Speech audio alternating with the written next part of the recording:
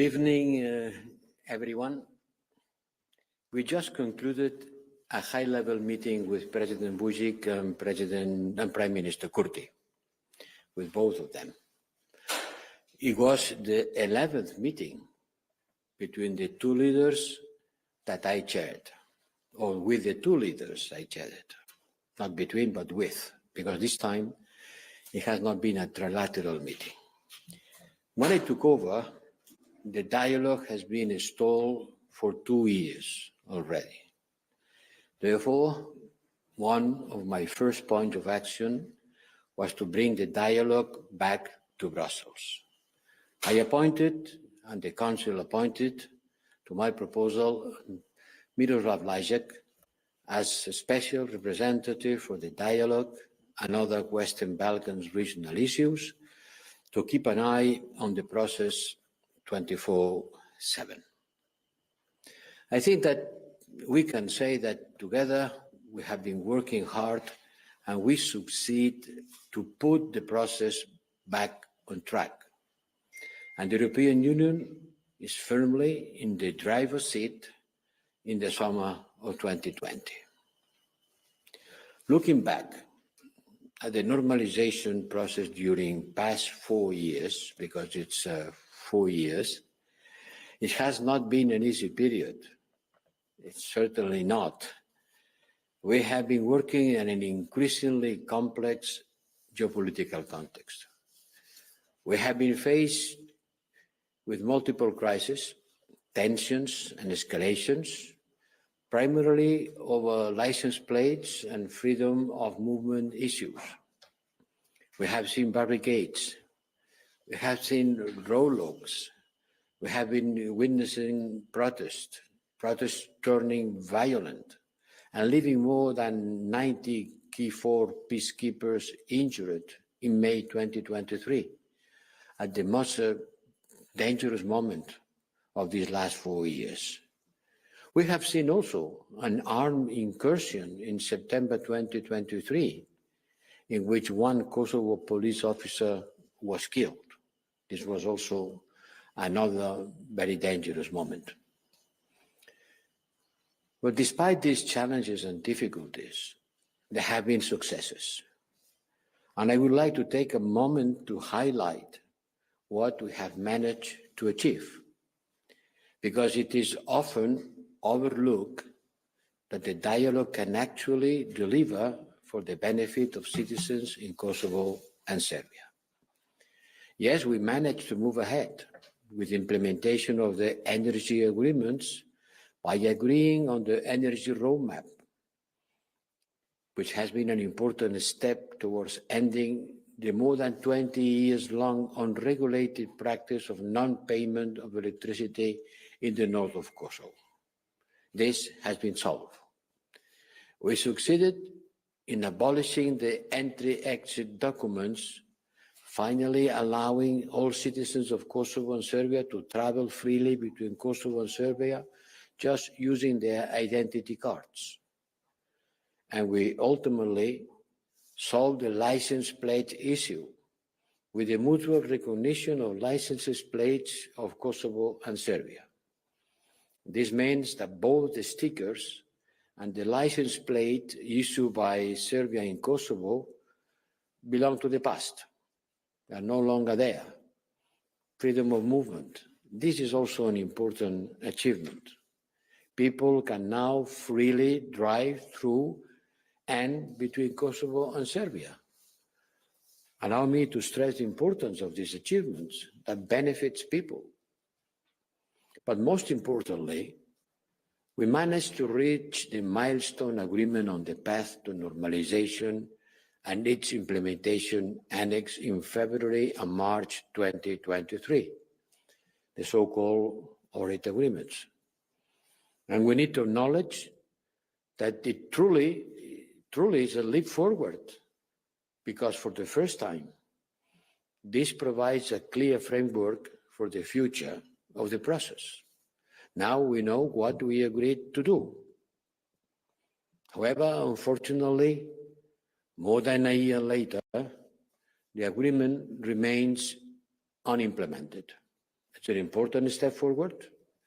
This agreement marks the future actions, but this agreement remains unimplemented 1 year after it was agreed. And both parties bear the responsibility for not fulfilling what they promised to do. The non-implementation is a huge lost opportunities for both parties. As part of the agreement, we managed to address the most sensitive issues in the dialogue, including the issue of minority rights through the establishment of an association community of certain majority municipalities in Kosovo. We agreed on that, but however, no steps has been taken towards it being established. And today, to help the process to move forward, we made and we put on the table preparatory steps towards the establishment and even presented an European draft statute, not today, long time ago, an European draft statute which provides for a truly European and modern way to deal with this sensitive issue, exploring the different kind of solution for this type of situations, and provided with what we can consider a modern way to deal with this very much sensitive issue. And looking at this list of achievements, I think that we have done a lot. Many problems has been solved. But I don't want to forget that the normalization process can only progress as fast as the two parties want, because it's about the normalization of their relations among them. We, me and the USR representative, we cannot want normalization more than Kosovo and Serbia want. They are the parties.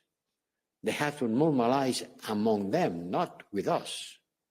So it's up to them to implement the normalization agreement. Today we had another meeting. And President Vučić and Prime Minister Kurti presented their views and explained their positions on how to move forward, how the process could move forward.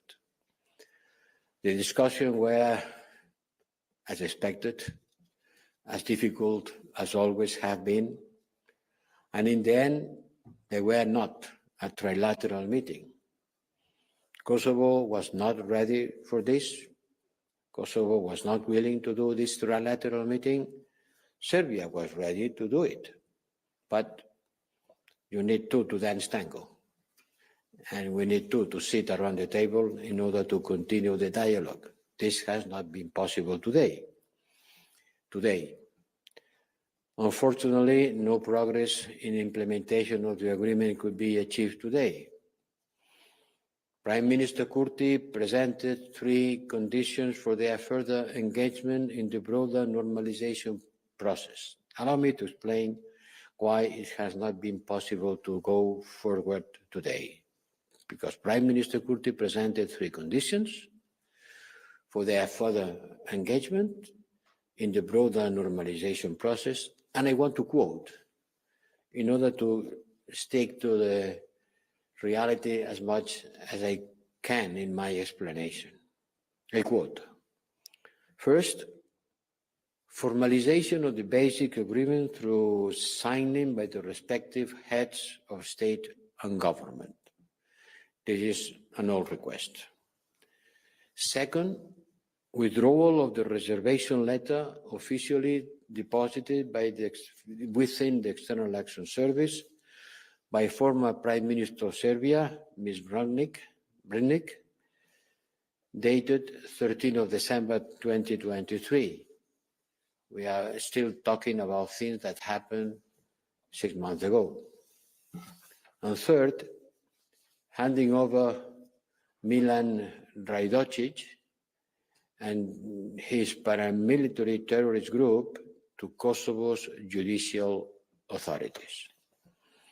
This is the end of quote of the request, the 3 requests presented by Prime Minister Kurti. Serbia was not ready to fully meet Kosovo's conditions. citing constitutional constraints, while President Vučić did indicate that he's ready to explore options in relation to the former Prime Minister's letter that we mentioned before, and formalizing the agreement in line with past dialogue practices in order to unblock implementation of the agreement.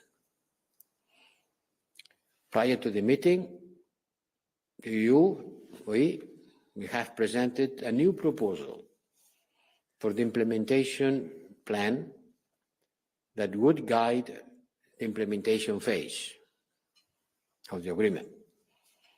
But unfortunately, the conditioning of implementation did not allow the discussion to focus on how to proceed on the concrete implementation actions by the parties. So the parties' positions remain far apart on how implementation of the agreement could be launched, and consequently, how the normalization process should continue.